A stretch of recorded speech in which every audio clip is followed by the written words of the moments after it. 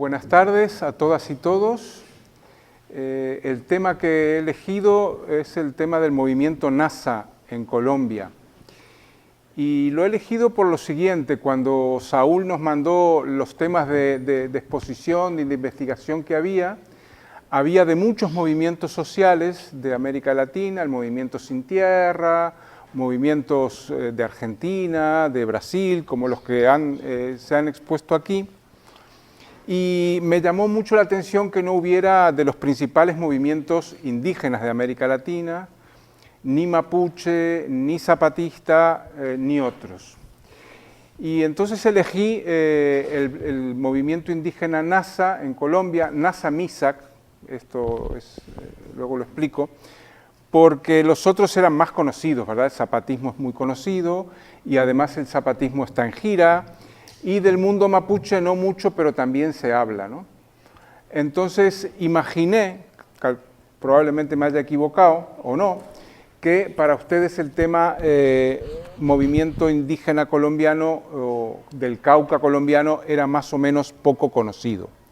Y entonces, como he estado varias veces allí, como tengo amigos y amigas allí, y tengo un vínculo con el mundo NASA, dije, bueno, vamos a meternos en esto. Entonces, voy a hacer primero una exposición de lo general para que tengan una idea dónde es esto. Lamentablemente no podemos contar con las imágenes, que hubiera sido más rico, pero bueno, la palabra también. Recuerdo, yo soy periodista, que Le Monde, el periódico francés, durante muchos años no ponía fotos para obligar a los periodistas a hacer una descripción adecuada, lo cual me parece maravilloso, aunque ahora ya sería un poco de modesto, como tantas cosas. Bueno, el Cauca es un departamento del sur de Colombia. No es fronterizo con Ecuador, pero está casi fronterizo. Hay uno en el medio que se llama Nariño. Entonces el Cauca tiene una parte de costa, de Pacífico, y otra parte de montaña.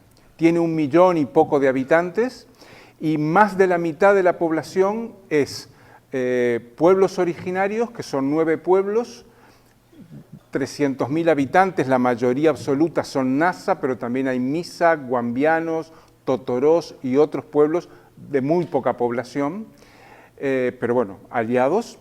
Y luego hay una gran cantidad de población afrodescendiente, pueblos negros, y mestizos, o sea, la población blanca es una minoría, pero eran los terratenientes. Entonces, los pueblos originarios, y ahora me refiero básicamente a los Nasa Misak, vivían y siguen viviendo en zonas muy remotas de la cordillera, y eso hizo que la conquista llegara casi lateralmente a dominar o a subyugar a estos pueblos. O sea que la conquista tuvo una presencia escasa allí, aunque la tuvo, y desde el primer momento hubo rebeliones importantes. La primera fue una cacica que se llamaba La Gaitana.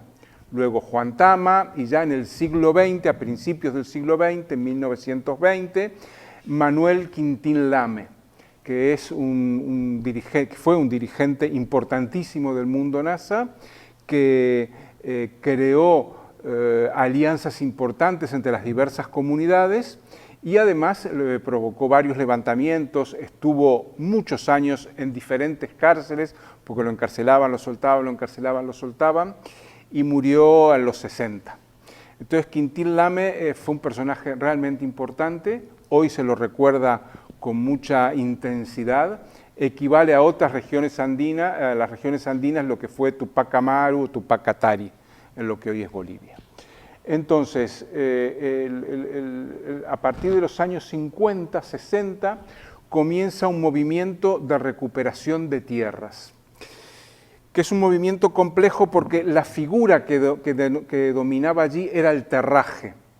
El terrateniente blanco, hijo de conquistadores, que había usurpado las tierras indígenas, le rentaba a los indígenas campesinos una pequeña parcela donde pudieran tener algunos alimentos para sobrevivir, a cambio de que tuviera unos días al mes, que pudieran ser 5 o 10, trabajando gratuitamente en la finca del patrón, insisto, en tierras robadas. Y esa era la figura de dominación de los pueblos originarios, que empiezan ya masivamente en los 60 a ocupar tierras y a desmantelar el terraje. Fue un enorme movimiento de recuperación de tierras, cientos de miles de hectáreas, de modo que la clase oligárquica terrateniente de los llanos en el Cauca comienza a quebrar, ¿verdad? Y hoy en día en buena parte de esas tierras está instalada las comunidades o veredas, como se llaman en Colombia, Nasa, Misak o de los otros pueblos. En el año 1971 se crea en este enorme movimiento el Consejo Regional Indígena del Cauca, CRIC, que lo crean todas las corrientes, aunque luego hay algunas separaciones, y que abarca la zona más macizamente indígena del Cauca. A partir de la Constitución del 91, los resguardos indígenas, resguardo es un territorio, ¿verdad?, de los pueblos originarios, todos tienen un territorio, si no, no podrían vivir, son constitucionalmente reconocidos. En el Cauca hay más de 100 resguardos y hay cabildos en los resguardos que son la autoridad elegida por los pueblos de diversas maneras, que es rotativa no al estilo zapatista, que es una vez por semana, sino cada 2 o 3 años, según cada cabildo se dota de su propia característica. En los resguardos y en los cabildos hay una masiva y maciza presencia indígena, pero no solo. Hay resguardos que comparten con mestizos, con pueblos negros y otros. O sea que es una población bastante heterogénea, pese a todo.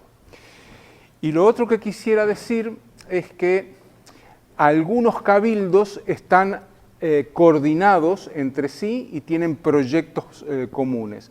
El más importante es el del norte del Cauca, la ASIN, Asociación de Cabildos Indígenas del Norte del Cauca. ¿De qué viven y cómo viven? Bueno, en general el movimiento tiene algunas grandes empresas comunitarias. Cuando digo grandes es a una población de 200.000 habitantes, no son grandes comparado con nosotros, pero por ejemplo tienen criaderos comunitarios de truchas o pequeñas empresas lácteas o de producción o de procesamiento de frutas y de otros productos de la tierra. Los cultivos son de lo más variados, se llaman cultivos de pan coger, que son de sobrevivencia, donde predomina el café, según la altura, ¿verdad? El café, el maíz, el banano, etcétera.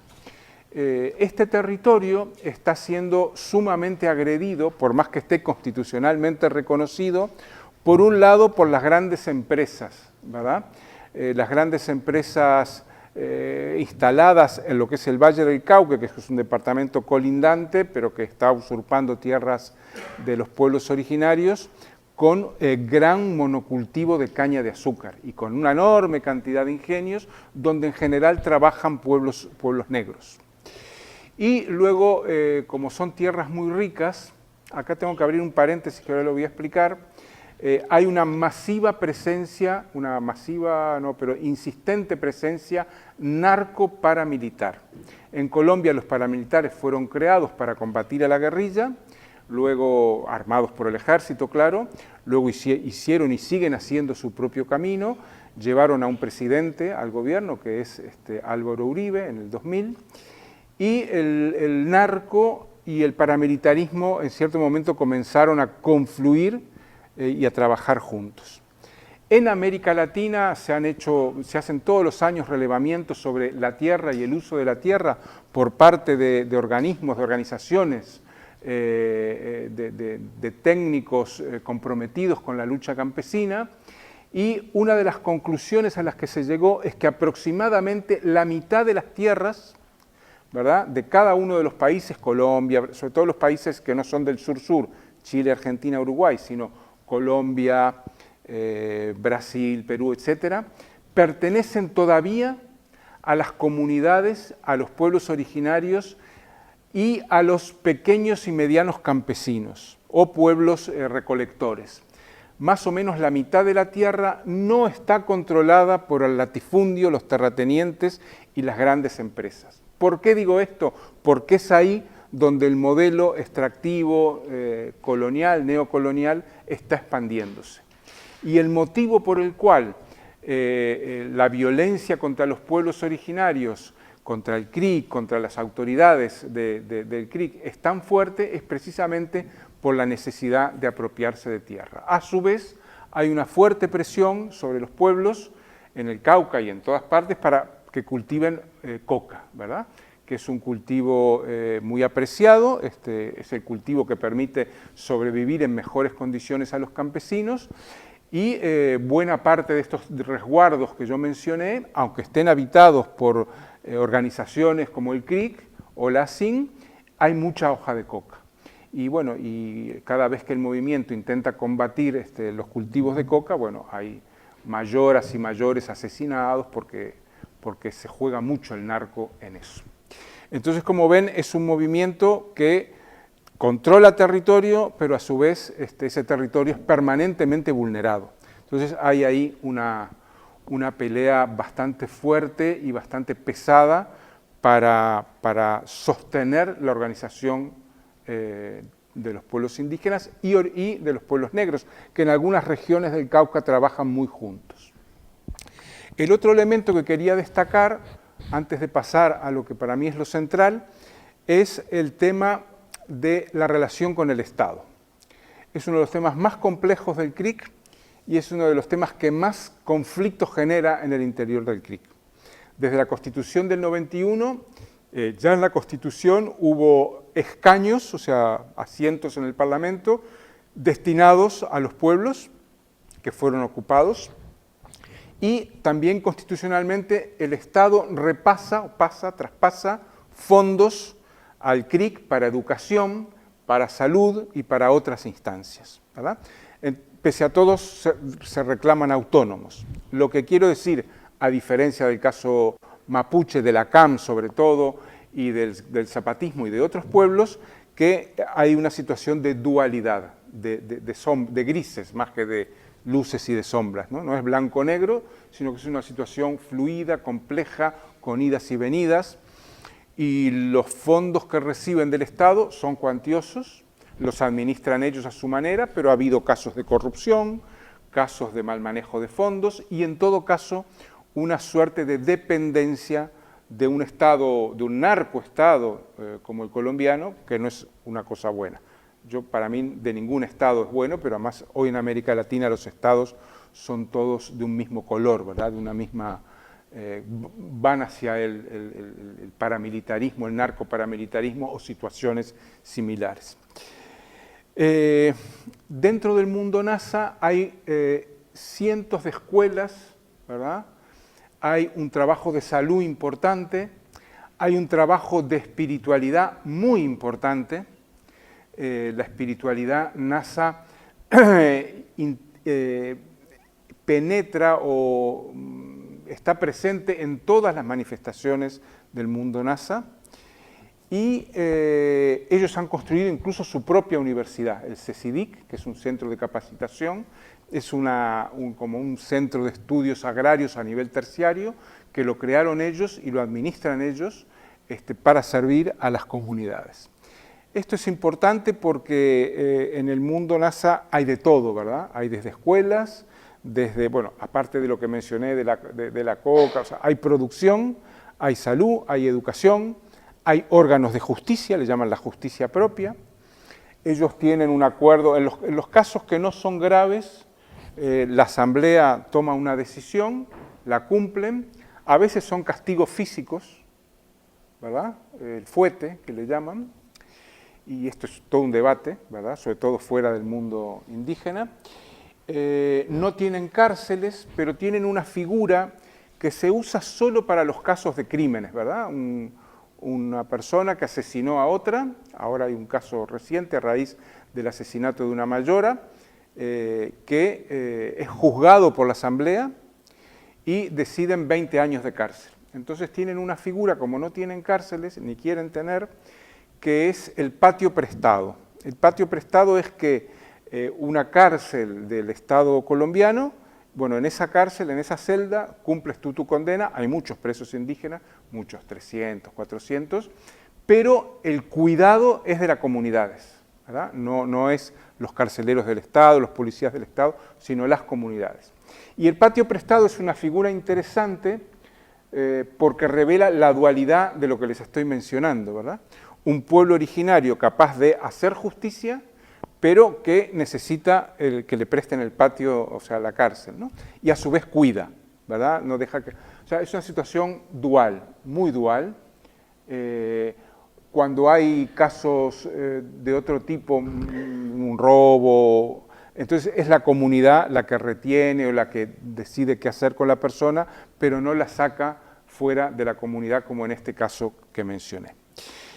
Entonces, esta dualidad, ¿qué es lo que la rompe o qué es lo que tracciona en un sentido positivo? Bueno, es una figura que se inspira en la tradición rebelde nasa, en la resistencia, la gaitana, Juan Tama, Manuel Quintín Lame, y un movimiento que fue muy importante en los 70, que fue el movimiento armado Quintín Lame. Es una creación de una guerrilla por las comunidades, que las comunidades la montaron para defenderse de los paramilitares, de los narcos, de los militares y de la guerrilla. Porque ellos decían algo muy interesante, decían, si ustedes quieren hacer la guerra, vayan, háganla sin problema, pero háganla de la puerta para afuera, no nos involucren a nosotros. El concepto de guerra, como la aplicó la guerrilla en Colombia, la FARC, etcétera, que es la que operaba más que nada en ese territorio, y el M-19, no entra en nuestra lógica, sino es otra, la lógica que sería muy largo explicar porque implicaría cosmovisión, formas de vida, y además entender que la guerra hoy sirve a la acumulación de capital. Bueno, este es todo un tema que no voy a tocar.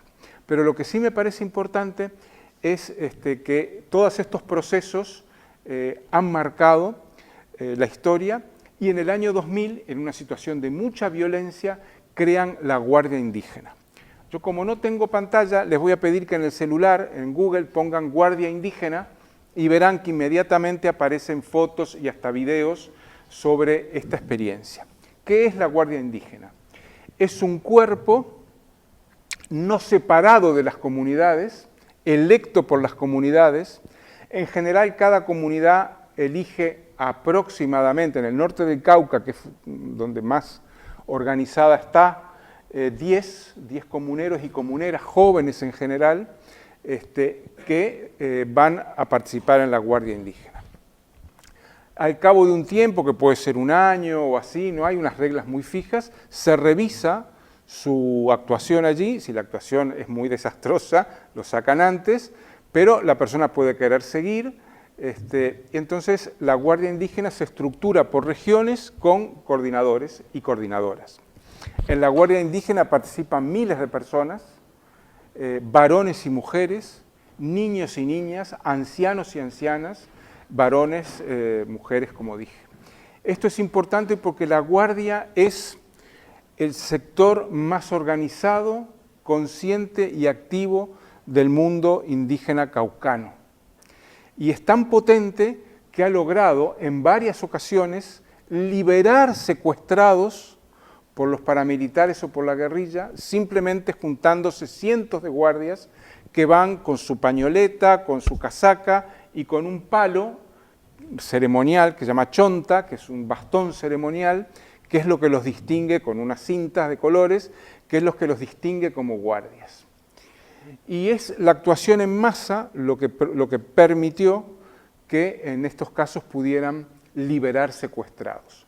A veces se oponen a las retroexcavadoras de la minería, cortan la Panamericana cada vez que hay conflicto, y son una instancia de orden hacia afuera, de autodefensa hacia afuera y de orden hacia adentro. No imponen orden, pero si una comunidad o un cabildo toma una decisión, la Guardia está ahí para hacerla cumplir. Es rotativa, no es permanente, y en ciertos momentos, dicen ellos, cuando es necesario, todas y todos somos guardias. ¿Por qué es importante esto? Porque Max Weber, cuando define el Estado, define que es el monopolio de la violencia legítima en un territorio determinado. Pero a su vez define el Estado como una burocracia civil y militar. Y aquí no hay burocracia. La Guardia Indígena no es una instancia burocrática, sino de lucha, de defensa y de orden, de armonía, porque el orden es una palabra más del sistema, de armonía dentro de las comunidades y de armonía con la madre tierra. Durante la pandemia el CRIC movilizó 7.000 guardias, ¿verdad? Es mucho, ¿verdad? Controlando entradas y salidas, y durante la revuelta, miles de guardias, la revuelta colombiana, miles de guardias fueron a Cali, que es la gran ciudad más cercana, en muestra de solidaridad. Ellos no tenían nada que ganar en Cali, ¿verdad?, más que alguna bala. Y lograron desarmar policías, ellos han detenido cientos de policías, ¿verdad?, desarmar policías y civiles, clases medias que se armaron para matar manifestantes, ¿verdad? Y tienen todo un sistema para hacerlo, que es el rodeo, la masa, ¿verdad?, la sorpresa. Son muy hábiles en ese, sin disparar un tiro. Entonces, es una característica de los pueblos de América Latina, de los pueblos originarios, la autodefensa, y cada vez más de otros sectores. Y esto me parece importante destacarlo porque yo creo que la existencia de la Guardia Indígena es como un síntoma de búsqueda de autonomía, como un síntoma, como un emergente de lo más activo, de lo más novedoso, de lo más integrativo, porque están todas las generaciones, ¿verdad?, y hasta personas que están muy mayores, pero que quieren ir a la guardia, ¿verdad?, sobre todo mujeres mayores. Y en los últimos 10 años comenzó a suceder algo que para mí es realmente maravilloso. Los pueblos negros comenzaron a crear sus guardias, que llaman guardias cimarronas, ¿verdad? Cimarrones eran aquellos que escapaban de la esclavitud, ¿verdad?, y se refugiaban en cerros o en selvas. Y los campesinos comenzaron a crear, más incipientemente aún, sus guardias campesinas. Y además está habiendo encuentros interétnicos donde estos 3 tipos de guardias, negras, indígenas y campesinas, empiezan a intercambiar experiencias y hacer talleres de formación. Yo en pandemia por Zoom tuve el placer de poder ayudar en un taller de formación de 40 guardias de los 3 sectores. Y además en toda Colombia, la ONIC, que es la Organización Nacional Indígena de Colombia, puede movilizar hasta 70.000 guardias. ¿Qué estoy diciendo con esto para terminar y darle paso a los otros compas? Estoy diciendo que cuando un pueblo se organiza, cuando un pueblo territorializado está ejerciendo su autonomía y su poder, necesita defender lo que está creando. Porque lo que están defendiendo no es nada más que la creación, ¿verdad?, de un mundo distinto. A mí a esto no me gusta llamarle movimiento social, porque un movimiento social es otra cosa, es un concepto creado en unas realidades muy importantes, ¿no?, en Europa, en Estados Unidos, pero en sociedades mucho más integradas, ¿verdad? Aníbal Quijano habla de 5 relaciones diferentes de trabajo, ¿verdad? La esclavitud, que lamentablemente todavía existe, la servidumbre, la reciprocidad, que en el caso indígena es fundamental, ¿verdad? La reciprocidad es, me falta aceite, le pego el timbre a la vecina y le pido, y luego no se lo voy a devolver porque me lo tira por la cabeza. Ella me pedirá el día que necesite. La pequeña iniciativa empresarial familiar, o sea, la informalidad que le llamamos, venta ambulante o producción en pequeña escala, y el salario, ¿verdad? Y en el primer mundo existe básicamente el salario. Entonces esas 5 formas que están controladas por el capital manifiestan una heterogeneidad estructural muy importante, dice Quijano. Y esto lo vemos actuando, ¿verdad? Ferias de trueque, ayer yo hablé de ferias de trueque, o sea que no voy a repetir eso. Las ferias de trueque han sido muy importantes en pandemia como prácticas y como relaciones sociales no capitalistas. Entonces, me parece que vale la pena conocer alguna de estas experiencias. Yo creo que entre las 3 o 4 mayores experiencias de creación colectiva en América Latina tenemos el Mundo NASA, ¿verdad?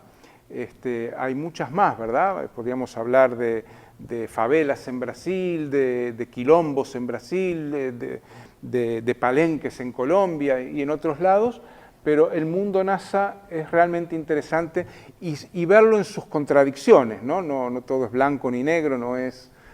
y aunque sintoniza con el zapatismo porque tienen relaciones, es bien distinto al zapatismo porque tiene otra genealogía y otra trayectoria.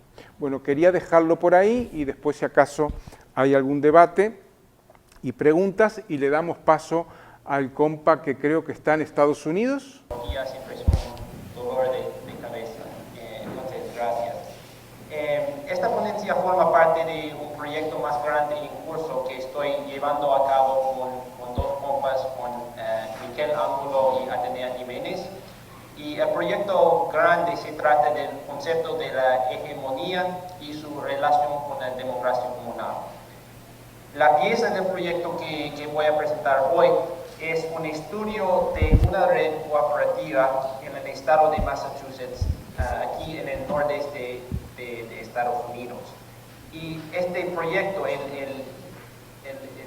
o sea, la red cooperativa consiste básicamente en dos partes. Por una parte hay una finca cooperativa, una cooperativa agrícola, y por el otro lado hay un sistema de apoyo mutuo que consiste en la distribución de los alimentos que se producen en la finca. En algunos aspectos esta iniciativa es parecida al proyecto de cooperación Jackson en el estado de Massachusetts, en el estado de Mississippi. Es un proyecto que es mucho más conocido, mucho más famoso que el proyecto que voy a tratar. Tomamos este último de Jackson como punto de referencia, pero el enfoque empírico es el proyecto menos conocido de Massachusetts. Como manera de acercarnos a los temas de la hegemonía y la democracia comunal, me he enfocado en este proyecto de apoyo mutuo y de producción cooperativa para pensar desde un caso muy concreto las posibilidades revolucionarias, igual que las limitaciones de este tipo de iniciativa. Entonces, la red que consiste en estas dos partes, esas dos piezas de la producción y la distribución, existe bajo los auspicios de una organización popular que se llama el Centro Obrero del Valle Pionero. Estamos aquí en Massachusetts, en una región que se llama el Valle Pionero, y este Centro Obrero se estableció hace 7 o 8 años y se están desempeñando un experimento en economía solidaria liderado por inmigrantes latinos que viven aquí. Como ya les conté, una parte de esta red consiste en la cooperativa agrícola que se llama Riquezas del Campo, y además de abastecer las familias de los trabajadores dueños de la finca, se envía una porción importante de la producción al programa de apoyo mutuo, la que consiste en distribuciones de comida gratuitas en las comunidades urbanas de la región. Suelen ocurrir cada semana o cada 2 semanas estas distribuciones. Estos dos proyectos representan un esfuerzo por abastecer las necesidades urgentes de las comunidades más vulnerables, al mismo tiempo que sientan las bases para otro sistema económico y social. Aunque esta red sea incipiente, presenta una oportunidad para vislumbrar el desempeño de la construcción de la democracia comunal en un contexto concreto. La mayoría de los miembros son inmigrantes de México y de Centroamérica que trabajan en las industrias restaurantera y agrícola aquí en Massachusetts. Además, hay una extensa red de voluntarios solidarios como yo de la comunidad. Los cuerpos más importantes dentro del centro obrero son los comités obreros. Estos comités abiertos son los puntos de entrada para los miembros nuevos y también las entidades que toman las decisiones más importantes de la organización. Riquezas del Campo, que es la finca, y el programa de apoyo mutuo surgieron de los comités. Los comités votaron para dedicar una porción grande del presupuesto y de la energía colectiva a esos dos proyectos. El proyecto nace directamente de los abusos y de la privación del sistema dominante. Si bien los organizadores tenían una visión algo ideológica de lo que querían hacer, el impulso inicial partía de las necesidades inmediatas. Se inició la distribución de alimentos en los meses de invierno hace varios años, precisamente porque los miembros de los comités se comunicaban que les faltaba comida en esos meses, ya que tantos de ellos eran trabajadores de temporada en las fincas. Igualmente, Riquezas del Campo surgió como respuesta colectiva de los comités a la inseguridad alimentaria y la falta de dignidad en los lugares de trabajo capitalistas. Claudia Rosales, una salvadoreña quien trabajaba 5 años en las fincas privadas en la región, me cuenta que, cito, presencié muchos abusos por parte de los empleadores y esto me motivó para incorporarse en el Centro Obrero en el año 2016 y luego participó en el lanzamiento de la cooperativa en 2019. Entre los abusos más flagrantes, Claudia menciona que sus patrones no permitían un descanso adecuado para almorzar y que castigaron a los trabajadores indocumentados que faltaban al trabajo, aunque fuera por razones médicas verificables. El maltrato siempre se caía más fuerte en el caso de los trabajadores no blancos e indocumentados, reflejando la estrategia patronal de dividir la fuerza laboral para incrementar la explotación. Claudia sigue contándome, en los lugares donde yo trabajé, los patrones tenían más prioridad en la gente blanca, más que todo en la gente que son de acá, a quienes les daban todos los privilegios, en sus palabras. Se aprovechaban del estado precario de los indocumentados, suponiendo que por miedo esos trabajadores no se quejarían. Otro trabajador y organizador de la finca, que se llama Lenin Torres, es un mexicano que trabaja como coordinador de la red de apoyo mutuo, además de su trabajo en la finca. Él se involucró por el hecho, cito, de las formas y las prioridades de los dos proyectos. La primera prioridad es, por supuesto, abastecer las necesidades inmediatas. Riquezas del Campo permiten que los trabajadores dueños, según agrega Claudia, puedan tener sus propias fuentes de ingreso y no pueden ser abusados directamente por un empleador, sino que ellos serán sus propios dueños, en sus palabras. La creación de la cooperativa refleja una conciencia de que sin cambiar el sistema económico no se puede lograr la liberación. Claudia dice que la construcción del poder de los trabajadores debe de incluir la construcción del poder económico a través del desarrollo de cooperativas de los trabajadores. Por otro lado, el programa de apoyo mutuo se orienta a la provisión de alimentos básicos, pero dentro de un marco organizativo que los diferencia claramente de la mera caridad o del servicio.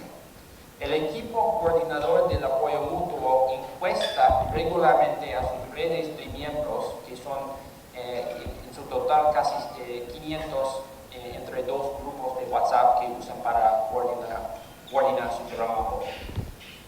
Después se comunica con la cooperativa y con varias empresas donantes para registrar las preferencias de los consumidores. Se paga a Riquezas del Campo por la porción de la comida que viene de allí para así fomentar el crecimiento de la cooperativa. Y para eso se utilizan los fondos del Centro Obrero para el pago. Las demás donaciones que vienen de las empresas no se pagan. Este tipo de vínculo entre la producción y el consumo es una faceta clave del proyecto y es una faceta común de diversos proyectos de esta índole. Por ejemplo, en el ejemplo de Jackson, se pretende construir estos lazos entre la producción y el consumo para permitir a los participantes escaparse en cierto grado al menos del mercado capitalista. Los organizadores del apoyo mutuo hacen un esfuerzo constante por combatir el estigma que a veces conlleva la aceptación de un repartimiento gratuito, insistiendo en que, cito, no hay gente más merecedora que otra y que todos se merecen la abundancia, según cuenta Andrea Schmidt, una organizadora hondureña del centro. También aprovechan el momento de entrega de alimentos para conversar con los trabajadores sobre sus situaciones actuales y para repartir folletos que conozcan sus derechos. Así, el reparto de alimentos llega a ser una oportunidad para la educación política en el sentido de los valores que se están promoviendo. Relata Andrea que este esfuerzo ha generado un cambio en las perspectivas de muchos de los miembros en cuanto al significado de la comida gratuita, o sea, quitando la pena que se asocia con el recibo de estas comidas gratuitas. Otra faceta clave de la red son los mecanismos para la toma de decisiones, los cuales marcan otro contrapunto al sistema capitalista. Los entrevistados ponen mucho énfasis en estos mecanismos democráticos y su aporte al desarrollo de los liderazgos de la base. Claudia cuenta que creemos en la toma de decisiones democráticas y en el poder de los trabajadores para que puedan organizarse juntos y puedan tener ese liderazgo. Lenin recalca de la importancia de que los miembros puedan tomar sus propias decisiones. Este principio rige el accionar de los comités obreros y dentro de la cooperativa las decisiones de los trabajadores dueños. Una tercera faceta que es íntimamente ligada al resto del trabajo es el antirracismo.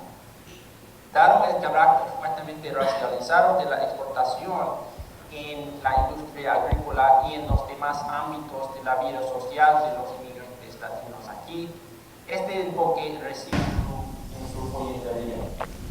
Sin embargo, los relatos de los organizadores y la práctica diaria de la red reflejan una comprensión bastante sofisticada. No hay divorcio entre la atención a las necesidades urgentes del pueblo y la construcción de instituciones operativas, sino que se entremezclan estos objetivos. Para Claudia, la cooperativa abastece las necesidades de la comunidad, a la vez que representa un modelo radical, un intento, en sus palabras, por crear organizaciones económicas alternativas que representan directamente los intereses de los trabajadores. En el futuro, espera ver la creación de otras cooperativas de trabajadores, de cuidado de niños, agrícolas y de otro tipo. Entre los objetivos más amplios de la red, Lenin menciona demostrar que el sistema capitalista que existe en este país tal vez no sea lo ideal para seguir adelante. La única política consiste para el objetivo más inmediato de, en sus palabras, apoyar a las personas que lo necesitan. No hay la menor comprensión entre un enfoque en las necesidades concretas y cotidianas de la comunidad y la promoción de una visión política más grande. De verdad, la experiencia cotidiana es la base de esa comprensión más amplia. Este punto recibe más elaboración en el relato de la regla, que a diferencia de casi todos los miembros, ella ha recibido un alto nivel de educación formal. Cuando empezó su trabajo de organizador hace varios años, a veces entraría en temas abiertamente políticos como podría leer sus palabras, velarse los ojos de la gente. Ahora en sus conversaciones tempranas con una persona nueva, ella pone más énfasis en las experiencias concretas. No es que los jóvenes no creen en la política o la ideología, solo que no es el punto de partida. Dice ella que la gente abandona toda la mierda que estamos luchando por terminar. En este contexto de la educación política debe empezar con la creación de un espacio donde las personas puedan hablar de lo que están imaginando. En este respecto, la práctica del Centro Obrero ha llegado a parecerse bastante al modelo de Frege de la teología del optimismo. Lo que es más, esos espacios tienden a incorporar a trabajadores de diversos sectores, de restaurantes, de fincas, de paisajismo, etc. Y en este respecto sirve el centro de un puente importante para trabajadores de estos diferentes sectores. Esto promueve partida de experiencias y la sensibilización del uno al otro, lo cual es también una forma de la educación política.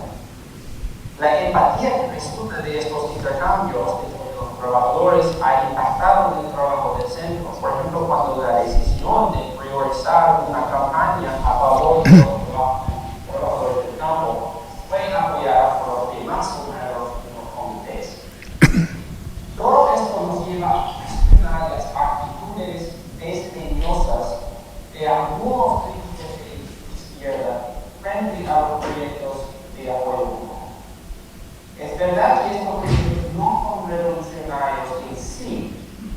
También es cierto que pueden caerse en la trampa de limitarse al servicio si no carecen de un contenido político y organizativo que conduzca hacia la transformación y la confrontación del sistema dominante. O sea, si carecen de estos contenidos. De hecho, algunos politizadores del Centro Obrero identifican este desafío como algo que aún les queda por entrar a la igualdad. Pero tampoco se ha creado un programa de calidad despolitizado, como alegan algunos críticos del concepto del apoyo mutuo. Si bien los proyectos de apoyo mutuo a veces son despolitizados y hasta pueden distraer de las luchas colectivas, este resultado no es ineficaz. Por lo contrario, las experiencias perfiladas aquí enseñan que los proyectos políticos emancipatorios deben de no despreciar las necesidades materiales.